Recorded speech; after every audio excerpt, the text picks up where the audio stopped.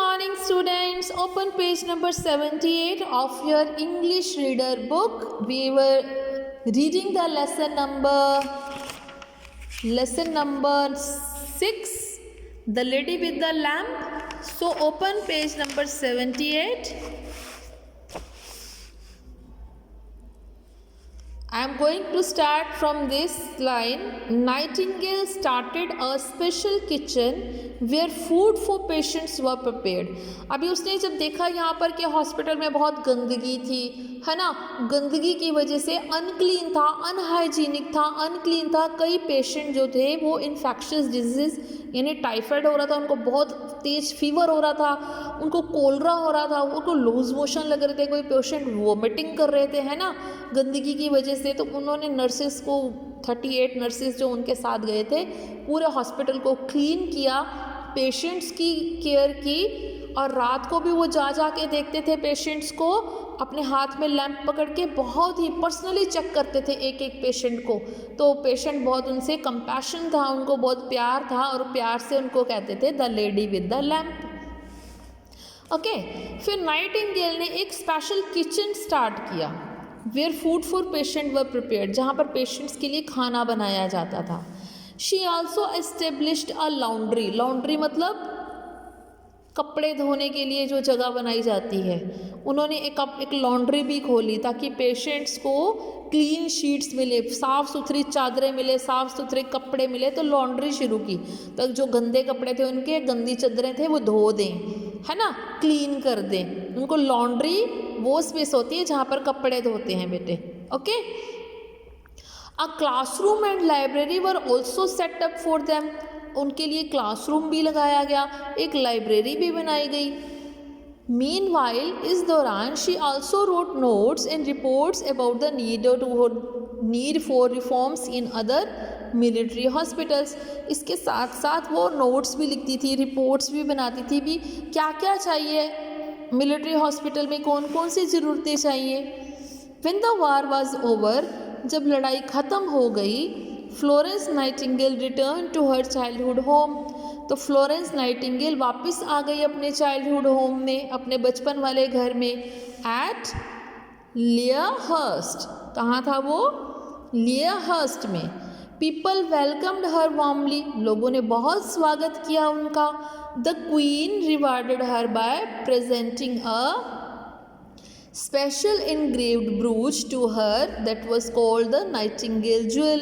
तो जो रानी थी वहाँ की, ठीक है, वहाँ की जो रानी थी, उसने उसको रिवार्ड दिया, उसको पुरस्कार दिया, प्रेजेंट दिया उसको, नाइटिंगेल को। ये बहुत ही इनग्रेव्ड मतलब होता है कि नक्काशी की हुई, बहुत अच्छा डिज़ाइन बना हुआ था ब्रूच पे। ब्रूच पता है ना, पिन लगाते हैं या टाई के ऊपर या मम्मा साड़ी के ऊपर या दुपट्टे के ऊपर ब्रूच लगाते हैं, देखा है ना, वो दिया सुंदर सा डिज़ाइन वाला, और उसको क्या कहा गया? Nightingale jewel. And a prize of pound, कितने पाउंड मिले थे उसको? 2,50,000, ठीक है, इतने पाउंड उसको ब्रिटिश गवर्नमेंट की तरफ से इनाम मिला था। Nightingale use the money to set up Saint Thomas hospital, तो जितना ये पैसा मिला था नाइटिंगेल को, उसने वो सारा खर्च कर दिया सेंट थॉमस हॉस्पिटल बनाने के लिए।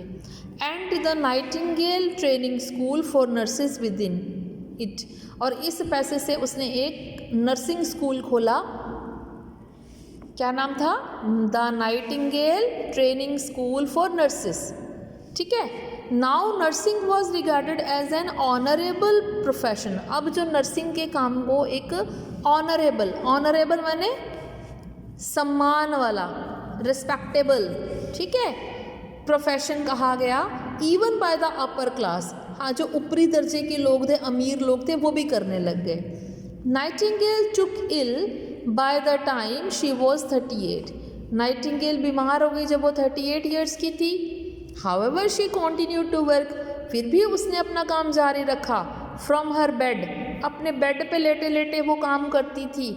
And wrote notes for the improvement, और नोट्स लिखती थी इम्प्रूवमेंट माने सुधार, सुधार, कि कैसे सुधार किया जाए, क्या क्या ज़रूरत है। सपोज़ अगर हम अपने स्टडी टेबल को इम्प्रूव करना चाहते हैं, हमारा स्टडी टेबल है, लुक एट माय टेबल, आप इसको कहते हो कि अच्छा स्टडी टेबल चाहिए, तो क्या चाहिए, मुझे एक लैंप चाहिए प्रॉपर लाइट के लिए, मुझे ड्रॉर्स चाहिए ताकि मैं अपनी स्टेशनरी रख सकूं, मुझे यहाँ पर एक कैबिनेट चाहिए, है ना। आप ऐसे करते हो ना, तो वो बेड से, मतलब बेड के ऊपर लेटी लेटी भी लिखती रहती थी भी क्या क्या चाहिए, इम्प्रूवमेंट कौन कौन सी चीज़ें और होनी चाहिए। Of conditions in civilian hospitals, civilian hospitals में जो कंडीशंस हैं कैसे इम्प्रूव किया जाए उनको।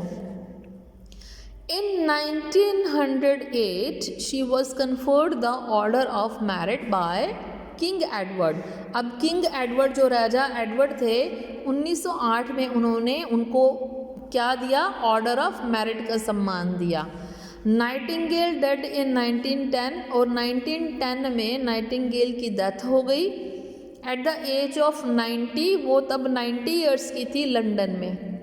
ओके, तो ये हिस्ट्री हमारी नाइटिंगेल, फ्लोरेंस नाइटिंगेल की थी। फ्लोरेंस नाइटिंगेल एक नर्स थी बेटा, बहुत रिच फैमिली की थी वो, लेकिन उन्होंने क्या किया, अपनी ऐशो आराम की ज़िंदगी को छोड़ के गरीबों की सेवा करने के लिए नर्सिंग का कोर्स किया। फिर वो क्राइमियन वार में गए, वहाँ पे उन्होंने सोल्जर्स देखे, बहुत ज़ख्मी थे, तो सभी को उन्होंने बड़े प्यार से ट्रीट किया, ना दिन देखा ना रात, तो उसके लिए उनको बहुत सारे अवार्ड भी मिले। ये कुछ हमने पढ़ा था, ठीक है ना। अब आगे, मिनल पुट द बुक डाउन, ये सारा बुक पढ़ के मिनल ने बुक नीचे रख दी and stared at the picture of Florence Nightingale. Stared माने घूरना, घूरना या देखना, घूरना। और फ्लोरेंस नाइटिंगेल की पिक्चर कहाँ है, ये रही, देखो। अब इस फ्लोरेंस नाइटिंगेल की पिक्चर को उसने देखना शुरू किया, टक टकी लगा के वो स्टेयर करती रही, देखती गई देखती गई देखती गई, है ना। तारा के, तब तारा वहाँ पे आई उसके पास। So what do you think now, अब क्या सोचती हो तुम। मिनल सेड, मिनल ने कहा, इन अ डिटरमाइंड वॉइस, डिटरमाइंड मतलब पक्का इरादा, पक्का इरादा, दृढ़ निश्चय, पक्के इरादे वाली आवाज़ में बोली, आई नो इट्स डिफ़िकल्ट, मैं जानती हूँ कि ये मुश्किल है, बट लेकिन I still want to become a nurse, मैं अब भी, स्टिल माने अब भी नर्स बनना चाहती हूँ। Like Florence Nightingale, Florence Nightingale की तरह ही मैं नर्स बनना चाहती हूँ। Tara put the book back on the shelf, Tara ने उस बुक को दोबारा शेल्फ पे रख दिया एंड सेड, और कहा, गुड। तो this is the end of the lesson. I hope you have totally understood this chapter. So try to find out the book work after reading this lesson properly. Okay, I'll send you PDF and you will write down the word meaning and question answer in your fair notebook in neat and clean handwriting. Till then, goodbye.